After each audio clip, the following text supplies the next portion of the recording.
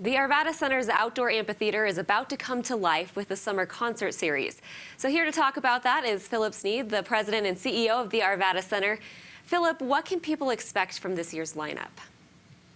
People can expect something for everyone, a wide variety of music from acoustic folk to rock and roll to jazz vocals to jazz big band sound to symphonic orchestra, just about everything, something for everyone, as I said. Which is great. We love that. The Denver Brass is doing a night at the movies. So tell us a little bit about what that will be like. You know, the Denver Brass is always really, really fun. They have a narrative element, too, where they'll introduce the pieces and give a little bit of history of the music itself. And there's always a lot of humor involved, and they always have a few surprises for us. So people are going to be hearing a selection of songs that they mostly recognize from famous movies of the past several decades, and brought to life in a fun and entertaining way by just a great group of musicians. That sounds great. And Melissa Ethridge is coming in August as part of her international tour, which is really exciting. Tell us about that.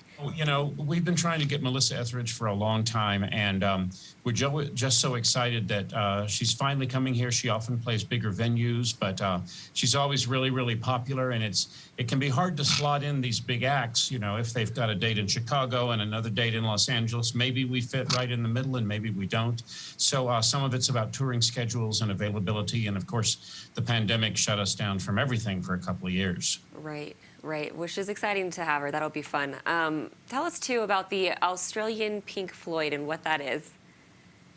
You know, cover bands are so popular these days, and there have been Beatles cover bands, and lately it seems like every popular act from the 60s, 70s, and 80s has a cover band. And Brit Floyd and Australian Pink Floyd are probably the two best known. And Australian Pink Floyd has been touring for a number of years. People love them.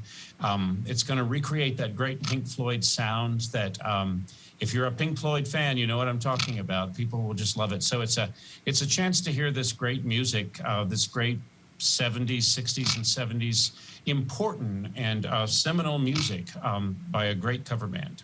Absolutely. And like you were saying, you have so many different things for everyone. Tell me, how do you curate the acts that you bring in for the series?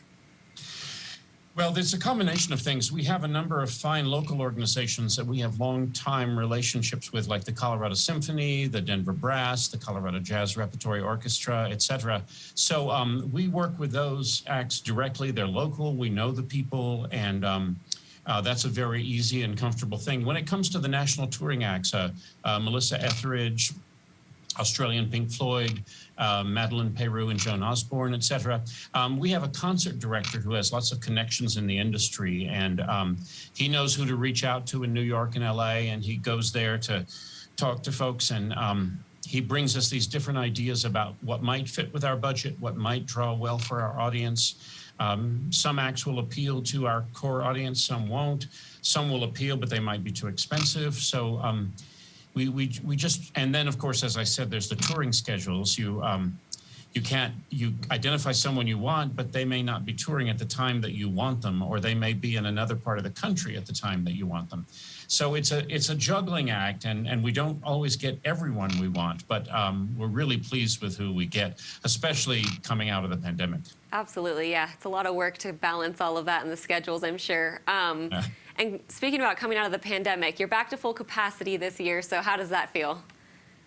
It feels so great, and we've lifted all restrictions. We no longer require masks or proof of vaccination, and you know, although those restrictions could come back, because we want to be responsible, we want to keep people safe, we want to follow the the advice of our local and state and federal health agencies. But we're so excited that at least for now, and hopefully for good, we don't have any of those restrictions. It's so great to be able to sell to full capacity, and some of our concerts and other performances are selling to full capacity. So there's so much excitement again to have people in the building, people outdoors with the outdoor activities. It feels like what it used to feel like.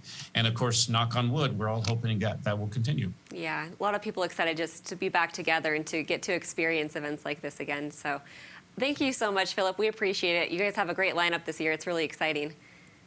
Thank you so much. Absolutely. And the Arvada Center Summer Concert Series kicks off June 17th and runs through August 30th. We have information and a link to buy those tickets at cbsdenver.com.